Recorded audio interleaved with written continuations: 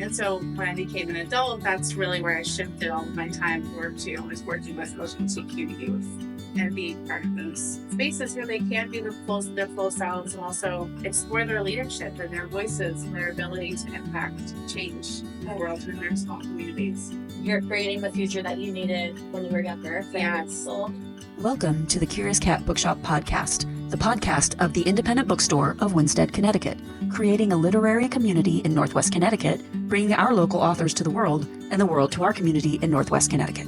Hi, and welcome to the Curious Cat Bookshop Podcast. Today, we're releasing our recording of our event earlier this month, June 2025, with Leah Juliett in conversation with author Kimm Topping. Leah is a local activist and poet, and Kimm Topping is from up in Massachusetts, and they wrote a wonderful book, if I do say so myself, because I published it, Generation Queer. One thing I want to let you know, though, is that this recording, we had some sound issues. I was having those same sound issues tonight as I was getting this started.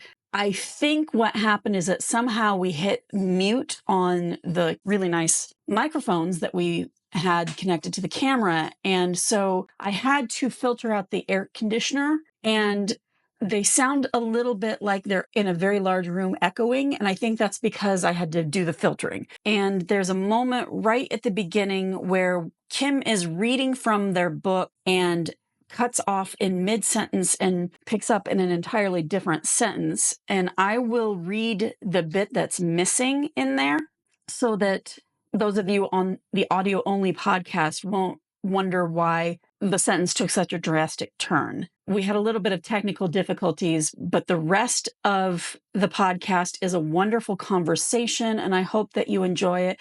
Let us know in the comments what you think. Thanks, and enjoy. Well, first of all, welcome. Leah Juliett and Kimm Topping are our authors tonight. They're in conversation, and Generation Queer is our featured book because I edited it, so it's our featured book, and Kimm wrote it, and Kimm interviewed a whole bunch of people for this book, and it's going to fascinate, all their stories are going to fascinate you all, and so we're going to have them be in conversation with each other. Oh, the thing that I was going to tell you is that we had some local GSA kids who are going to come and bring some discussion questions, but they were both ill today, so they were not able to make it. So we're recording it for our YouTube, and we'll be posting it later on our podcast as well. So with all that said, if you've not been here before, we love having you. And this is just one of the many events that we do. We do book clubs and stuff like that. So feel free to grab a bookmark with our website on it and check out the events that we've got coming up, and we'll let you get going. Thanks. Thank you, Stacy. Thank you for having us. Thank you for coming. We're super excited. I was thinking of just starting with a brief reading from the first two pages, and then we'll jump into conversation. Okay. So I want to invite you all too into thinking about the questions here about your vision for the future and what you see for young people, especially.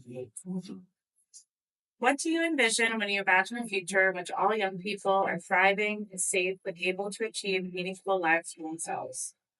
Allow yourself to dream for a moment beyond the limitations and barriers of oppression we face now. Think about what joy and authenticity mean for you and what they look like in practice.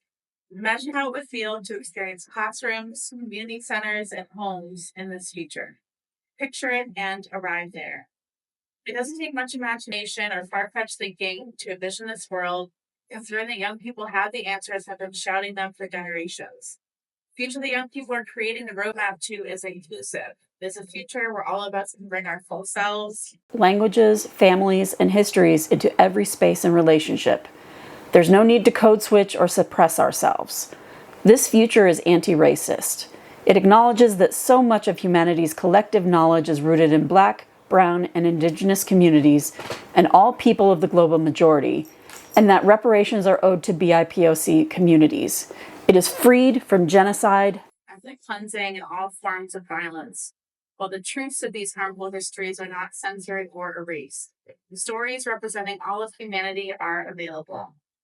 This future is accessible for all neurodivergent and disabled youth, and systems are built by and for youth, not just with them in mind. Education is celebrated, and everyone has access to the information they need, like comprehensive sexual health education. There are sustainable solutions to climate change and the harms of capitalism. It is a future with safe, affirming homes and access to housing for everyone. Access to basic human needs like food, clean water, and healthcare is abundant. This time we're envisioning is free from gun violence, police brutality, and sexual assault. This future is safe, loving, and made possible through collective forms of care. It's transformative and creative. This is the future the youth featured in this book and so many others are working toward. This book is a love letter to the many generations of queer and trans youth who have committed their time and energy to demanding a better future for themselves and for humanity.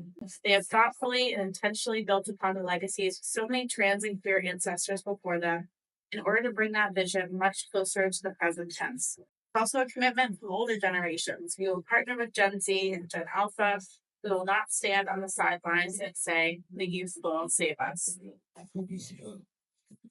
I think that really beautifully sets the tone of the entire book, but also of this conversation. But before I ask you a question in relation to what you've just read, I think it's important that we start by saying that this is the first illustrated book of biographies of queer and trans young people who are leaders in social change. It's, in my opinion, a handbook for understanding who you are in the context of who came before you. And as you say in the book, it's a love letter to queer and trans youth and a commitment from older generations. So going back to what you were saying, the question that you posed all of us as readers to envision a future in which young people are safe, thriving, and able to achieve meaningful lives for themselves. I think clearly as an author, you're a possibility model for something like that. So can you start by telling us about some of your lived experience and what it means to you to thrive, be safe, and have a meaningful life? Sure. Thanks, Leah. Yeah. So I grew up in Massachusetts in a town that feels kind of similar to this town, actually.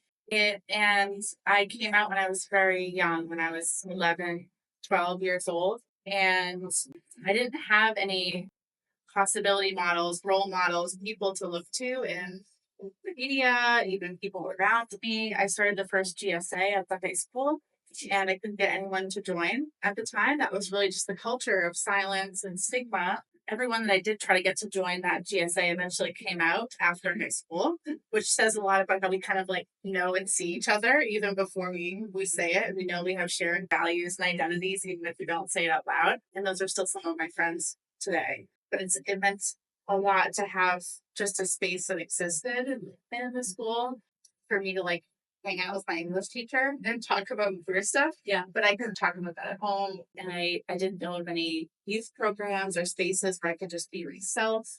And so when I became an adult, that's really where I shifted all of my time and work to. I was working with LGBTQ youth and be part of those spaces where they can be their full selves and also explore their leadership and their voices and their ability to impact change the world in their small communities. You're creating the future that you needed when you were younger. Yes. Yes. Which is so powerful. And I had such a similar experience. Also came out like around 12.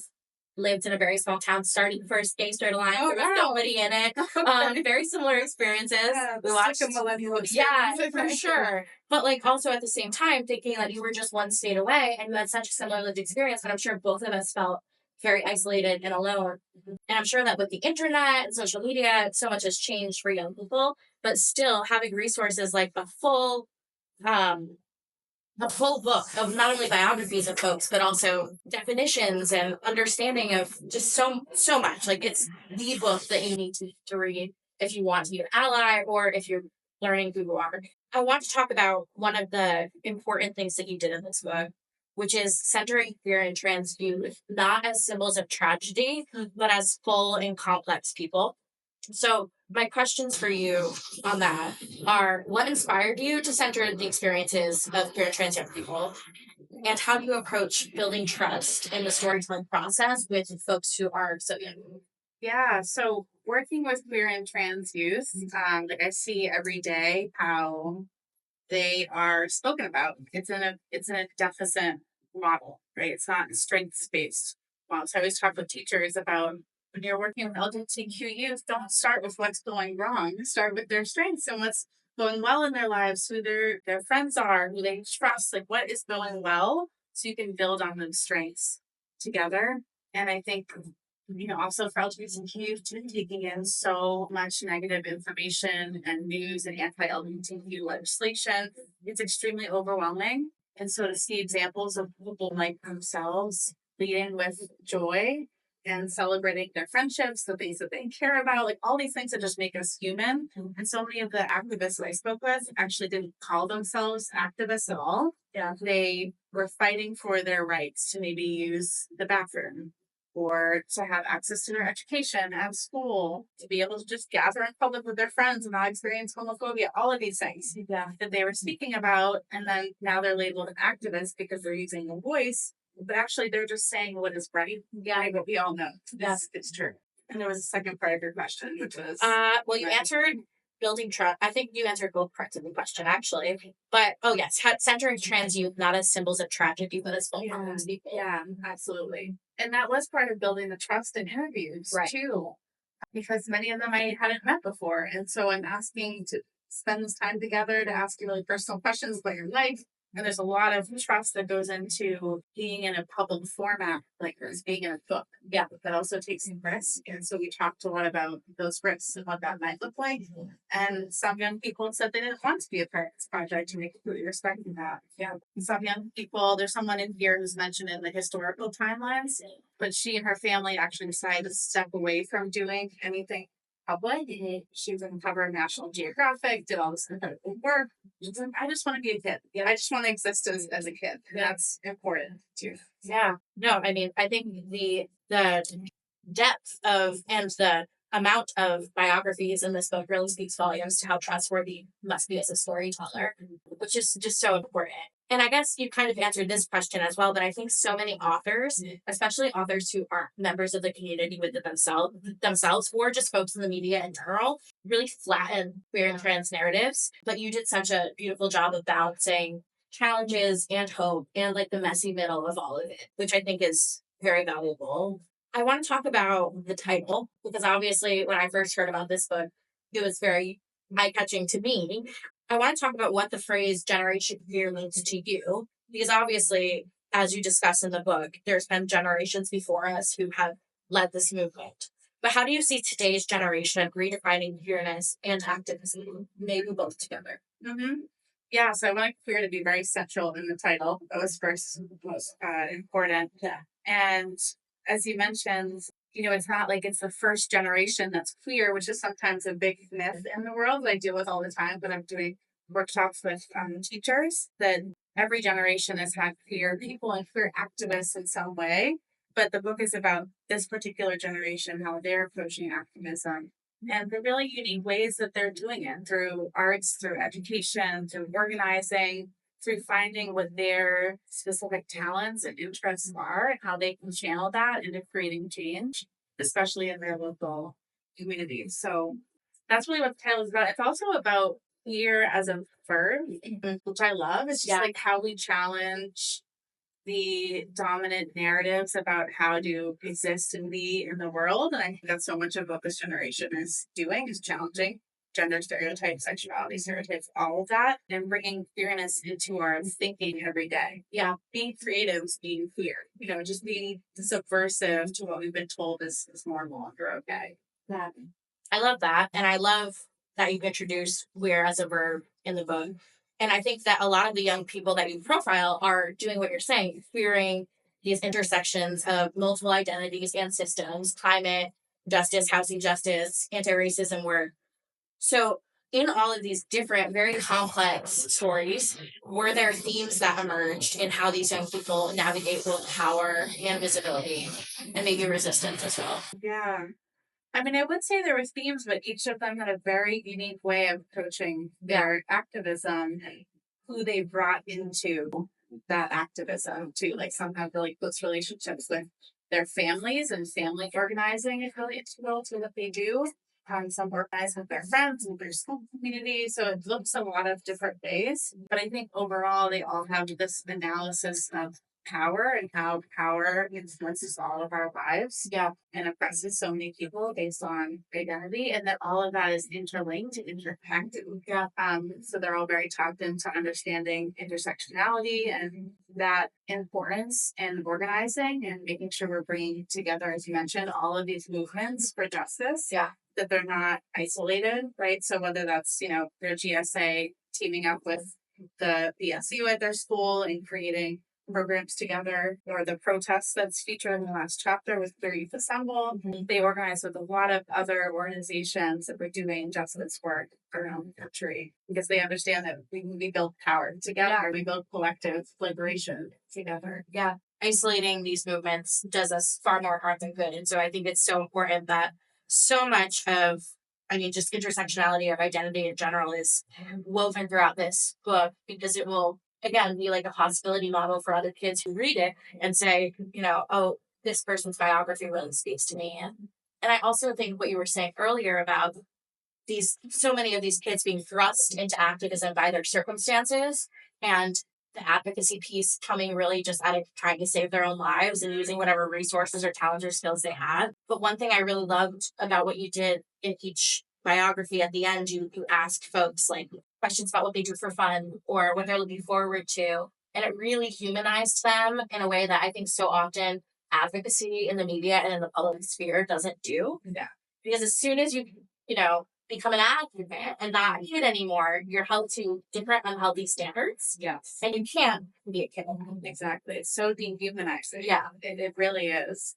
And so that was central to all of our conversations. And also gratitude was a major theme. I was just thinking back on so many of the young people that I interviewed.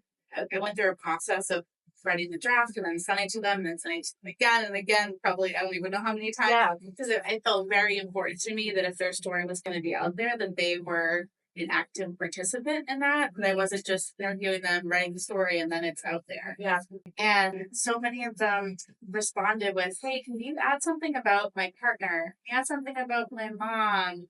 I really want to show that this relationship is so meaningful and that show faith to them. So I thought that was really beautiful and powerful. Yeah. And it's like Gratitude. Yeah, it's beautiful. It's like a time capsule that they get to look back on. So I'm sure there's many layers of like, this is such a beautiful project for all of the people involved, but also everyone who gets to witness it. And I think you said that, I think I wrote it down, that you consider yourself, or I consider you through reading this, a witness to these experiences. So I think that that's very clear. Back to what you were saying about what we were talking about flattening these narratives and really humanizing these kids. What, in your opinion, are the dangers of not doing that? Of telling these stories only through the frameworks of trauma or political urgency? A lot is lost. Don't we do that? And in your experience from getting to know these kids, what do you think is lost when it's only seen through that specific lens? So much. And that's true for all of us, right? When our existence, our stories are just narrowed down to this little piece of who we are. And I think this comes up a lot when I work with parents and families of LGBTQ youth, especially trans youth, where the parents or families maybe have never met the trans person before. Yeah. And so if you're only seeing what's currently in the media, you might understandably have a lot of fears about how to support your kid. Yeah. And all of that dehumanization, it ripples into our family dynamics and into the mental health and safety of queer and trans youth. Yeah. So I hope especially, parents and families will be able to read these stories and also in our everyday lives, meet more queer and trans people and talk to more queer and trans people. Because when I've worked with those families and parents and introduced them to other kids and parents who have trans kids, it changes everything, right? Yeah. Like now, okay, I know someone and I can ask them questions and learn. And there's usually always love and care there. There's just a lot of misinformation in the world that people are partaking in. Yeah. Yeah. And I would imagine as a queer and non-binary person yourself, probably feeling a great sense of responsibility. Yeah. You go on to tell these stories and break out of the narratives that traditional media tells about young people like this. What did that feel like? How did it feel for you? Yeah, I had some challenging moments with that because I felt a sense of responsibility and nervousness for any kind of spotlight put on them that they didn't already have. Yeah. But I also didn't want to only feature people who had like a big platform or already were very visible in some way, because I wanted any queer or trans kid in America to pick up this book and feel like, oh, look, that's me. That's a very similar story to who I am. Yeah. But again, I think the many like phone calls, emails that I have with every person in this book to talk through any concerns they had, which weren't a ton. It was cool people that had more concerns, understandably. That helped to ease it and to just continue to build that relationship. And I'm excited about that continued relationship too. Yeah. For us to continue organizing together too. So many of them I've been organizing protests with, and organizing actions with. So I'm really grateful for those relationships. That's beautiful. I mean, now you're lifelong queer siblings. Yeah, exactly. I'm sure, like, Family. yeah, exactly. Is your own identity and your own lived experiences with not having a book like this, not having folks in your GSA, not seeing yourself represented, did that shape certain elements of how you wrote this or how you communicated like fits your journey? Yeah, in a lot of ways. You know, the first time I learned about anything queer history, I was in high school and I was trying to find queer history. And I found one book in the library that mentioned Stonewall, but it was just one sentence, just a tiny little clue that there were other people like me. And then I don't think it was until college that I learned the word trans in a positive way. And that was who I was too when I read Janet Mock's Redefining Realness. And that was really moving. And I worked with the Network Red, which is a organization that supports survivors of partner abuse for LGBTQ plus, and everyone was trans there. I was like, oh wow, this is me. And I finally started using they them pronouns. And so to your question, I wrote this as a curiosity guide, which basically just means I wanted people to see something that resonated with them, put down the book and go research it, and then come back and put it down. To keep doing that, because I feel like that's similar to what my experience was. And also for so many neurodivergent trans youth, like myself, or like young people that I work with. Yeah. That's a really helpful way of learning. So I wanted it to be very interactive and fun. It really is. It's such a fun book. It's all purple, my favorite color. Yeah, but there's so many like timelines and tables and like interactive elements of this book that make it really hard to just keep reading and not go research all of the folks that you introduce us to. What I was saying earlier about this being kind of like a time capsule, it really does feel like preserving queer history in such an important way. But I would imagine that as a historian, it's hard to figure out, well, where am I going to stop? Yeah. And what becomes the future outside of this book that isn't written about in here? How does that work for you? And what does the intentionality behind capturing the history that you do capture look like for you? Yeah, that was very hard. I had sticky notes all over my wall for like a year of different queer history things, trying to narrow it down. And Stacy helped a lot with figuring out which stories to share. And part of it too was making sure that there was it's not a retelling, but a clarifying of history that's been mistold. Yeah. So for example, like in the educators chapter, forever I kept hearing this, Concord Carlisle was the first GSA in the country, which is it's a very white private institution in Massachusetts, and that was named as the first GSA. And if you Google it now, it still says that. But a researcher, her name's Dominique Jackson, she found there was actually a group in New York City that founded the first GSA, and they had a list of demands, and she found those, and she published them. And that's really significant because it was mostly youth of color who founded the first GSA in our country, but the story is not often told that way. Yeah. So I think that's where I spent most of my energy, was making sure that the stories weren't whitewashed and that there was an accurate telling of history and a recognition, particularly of Black and brown kids. Yeah. Yeah, and I think that that's very intentionally done and done very well throughout the entire book. It really does ensure that there's nothing erased or revised in a way that is harmful.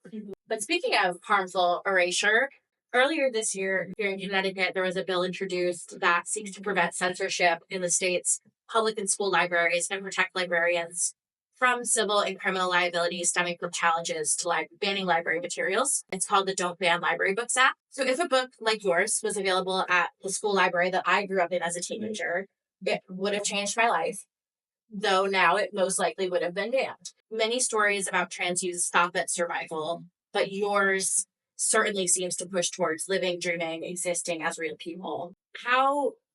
With knowing how important that is, how I wrote down so many questions, so I'm trying to pick my one that makes the most sense.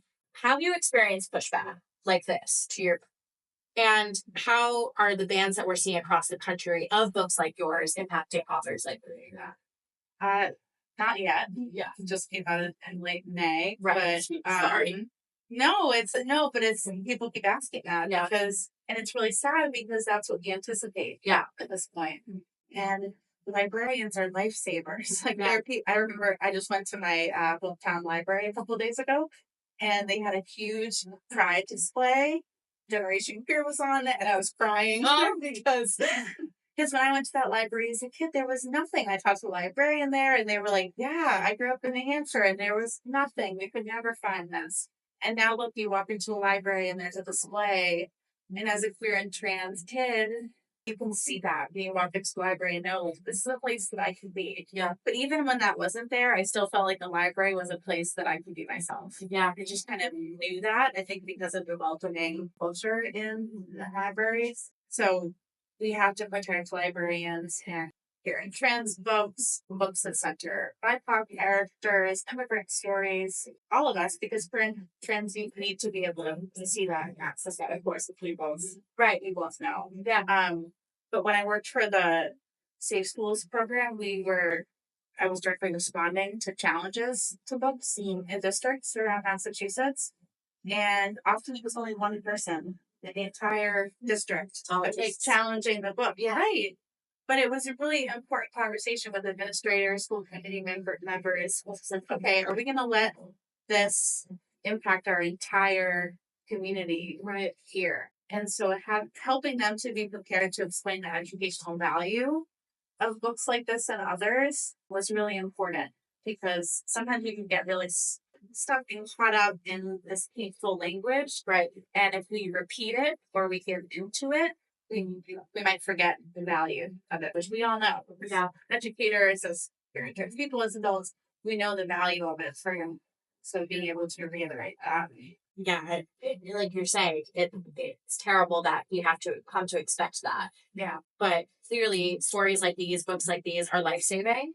Mm-hmm. And, folks should and will continue to fight for them to be rightfully in libraries and bookstores like this, because they are sparking so many important conversations. And I want to ask you, are there any conversations or reactions that you hope Generation Queer sparks among readers, especially those who might only be familiar with LGBTQ+ narratives through things like crisis reporting? Mm-hmm. Yeah, it's been really amazing to see the response so far, just of some of the things that you've observed, that you're getting to see a whole lot of young people with different experiences, and that it does center joy first. Yeah, that feels different, like you said, from the crisis narrative, or stigmatizing narratives, and especially for queer and trans young people. Again, I hope that they'll pick it up and then go learn a lot more. Talk to their friends about it, talk about, in school. I was just at a public school in Massachusetts, and they gave out books, and I came back into the room, and one of the people was sitting in a chair reading it. This is so sweet. It made my day so much. But they actually knew someone that was in the book. They just happened to know them. And so for them to see that was such a big deal. Oh, I know this person. Yeah, it's exciting. And then I talked to them about, well, what are you doing? What are you interested in? And so I really hope that it empowers some people by can use my voice. Yeah. Here's my friend that I know, and we're all doing this together. Yeah. Yeah.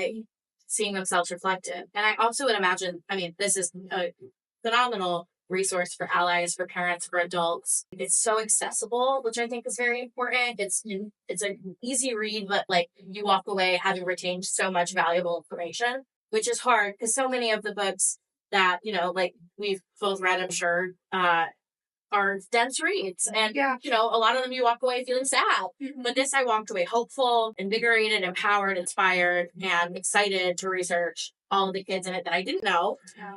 And I guess let's just check the whole time. Okay. I want to, having interviewed so many movement builders yourself, what role do you believe that storytelling plays in building movements? And how can we ensure that these stories don't just inspire, but actually shift policy and culture? Mm-hmm. Yeah, it's essential. And if if we study the marriage equality movement, the way that they centered storytelling around family and love and care and all of these positive values. That was very intentional. Yeah. So I think this is very similar for narratives around trans youth to be uplifting and joyful and to celebrate. All of that is so crucial. And so originally there wasn't a almost final chapter about Breathe, for example, the protest in DC. But I was in DC while writing this, while that protest was happening. And it felt really important to share that story of how queer and trans youth were coming together to create these joyful demonstrations that were traditional protests, but they also had something called Let Trans Athletes Play, where they just got together and played kickball in the park, and that was their protest. Yeah. And that was the point. They're trying to criminalize us hanging out and playing kickball. We're going to hang out and play kickball. Yeah, exactly. We're going to hang out and play kickball. And just be together and be young people and be happy. And so I think those acts of joyful resistance are very powerful and effective. And I think are really going to shift the narrative holidays. Yeah, I feel like what resonates and comes through this so strongly is that regardless of if you accomplished XYZ as an advocate, your existence in itself and the joy is an act of resistance. Exactly. And so everyone can see themselves reflected in that in some way, whether they've done policy work or not. Okay, I have some rapid fire questions. Okay. If that's okay. Okay. Favorite person or most interesting person, most memorable person you interviewed for the book? Trinity Neal, who was 12 years old at the time. And she was so much fun. Yeah. It's like, what's your favorite thing to do? She's like, cleaning my room. Awesome. Okay, great. And her and her mom wrote a book together, which is so beautiful. It's called My Rainbow. So definitely suggest that too. Favorite anecdote you learned from your research? Probably that story about GSAs. That was a little mind-blowing. Yeah. I also just recently talked to the founder of LGBT History Month, Rodney Wilson. He was so sweet and also did this really amazing thing by being a teacher in Missouri and then founding a history month. And he did so much other work too. But getting to learn his story was really inspiring. Yeah, I can imagine you walked away feeling just like everything you thought you knew was way more expensive. It keeps going. Yeah. Yeah. Who was one parent or ally that you met or have met in the process of this book that you wish everyone would have the opportunity to? Again, I'd say Trinithy's parent, Deshauna, who's also an elected official now. And together, their advocacy, they made it possible for people to access gender-affirming care in Delaware through the famous advocacy together. So that's amazing. They're an incredible family. Yeah, wow. What is a song that captures the spirit? Oh, that's a great question. I'm a big My Chemical Romance. Same. I had to put it in here. All of my friends are like, okay, of course you did that. They have a song called Give a Hell Kid. That would be a great song for this. Yes, if there's ever any type of video content, you need that song. Okay, good now. There you go. A book that helped shape you as a queer writer. Yeah, I think definitely Janet Mock's book, Redefining Rose, is a huge one. And I just read Tourmaline's biography of Marsha P. Johnson. And her research impacted a lot of this. Really? Because her style of research is very intertwined with arts and also with uncovering histories that have been repressed or erased.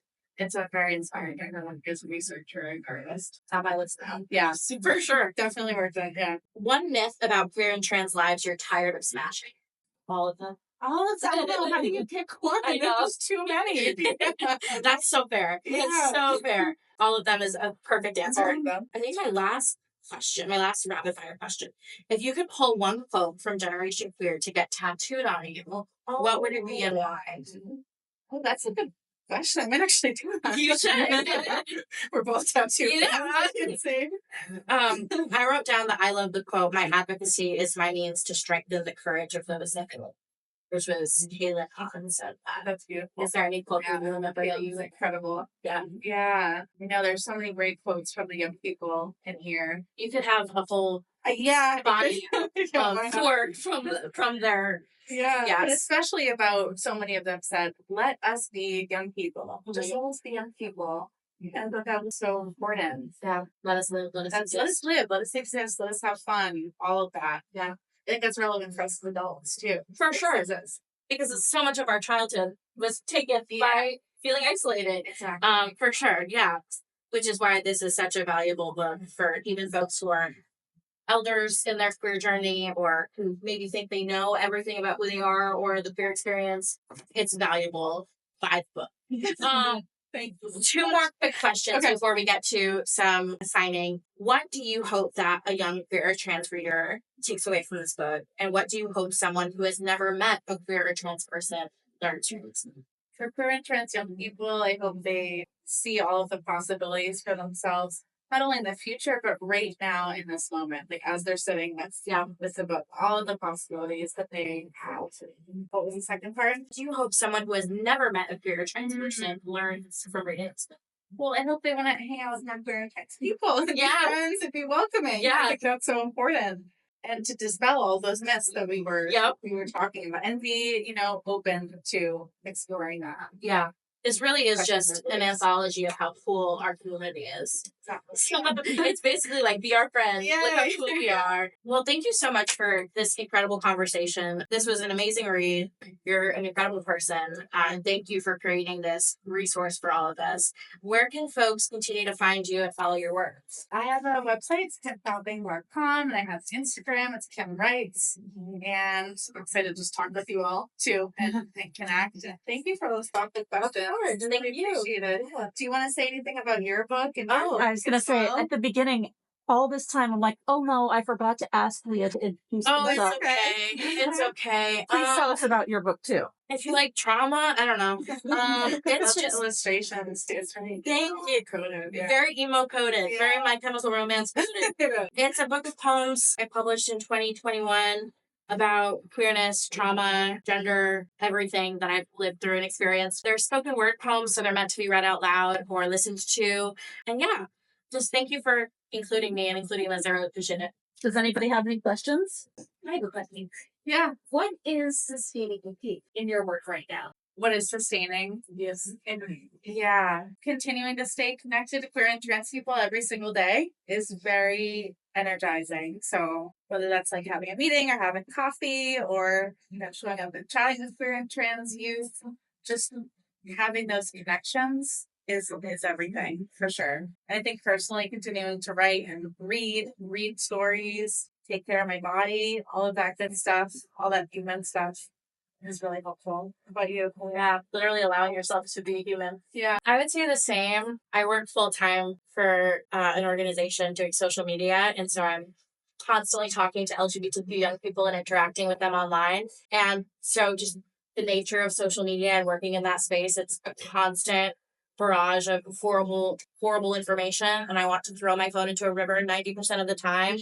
But getting to interact with those kids every day is something I wouldn't trade for anything. It's valuable to me. It's life-saving, getting to respond to their comments and make them feel heard. So yeah, just like my everyday work. I really related to something that one of the kids said in the book when you ask them what they do for fun. They said, can I say activism? Yeah. I'm like, that's me, because that's the only time I get to rest. But yeah, humanness, embodying yourself, drinking water, resting, all the above. I have a question. Yeah. Which is really just a leading question, because we were talking about accessibility. Let's talk about the actual physical accessibility of the book.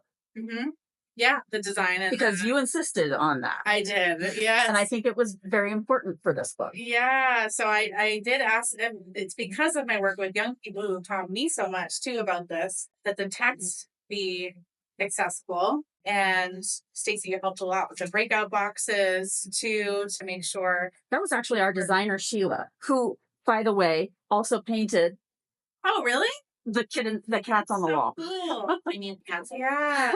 Design is so gorgeous. And we also talked about symbols. So there's some kind of like subtle education going on throughout the pages too about queer symbols, like the lambda symbol. There's lavender all throughout. There's flags and other things too. And then I think it's something that's my favorite. Oh yeah, I love this too. I always show this to people. So these are different archives and oral history projects for queer and trans people across the country. And I've actually been learning about a lot more since that have popped up recently. So I'm excited too. It's just gorgeous. Yeah. Always gorgeous. Yeah, she did an amazing job with that. Great. And we should mention the illustrator is Anshika Khullar. Yeah, so talented. And I've been hearing from so many of the young people who are in the book that their portrait feels gender affirming for them, or it captures their personality in some way. Yeah. They're like, how did the illustrator know that I like this thing? And it's really sweet. Yeah, they're beautiful portraits. I would imagine that they're very treasured to the fans who are in this book. Definitely. And that's actually an interesting thing that what you were talking about earlier about it being a time capsule, because these are kids. Talk about that a little bit too, about like people change. Exactly. And people have changed since this has been published. And so it's kind of a snapshot, a moment in time, like you said, of their lives. And so names may change, relationships may change, lots of things are going to change over time. And that's just reflective too of this idea of queerness and fluidity. Exactly. Yeah. It's the ability to say, like, I know that I may not be this version of myself forever, but the version I am in the present deserves to be documented in time. You're just so powerful. I'm proud of that version. That too. I feel like that's something that has been part of that.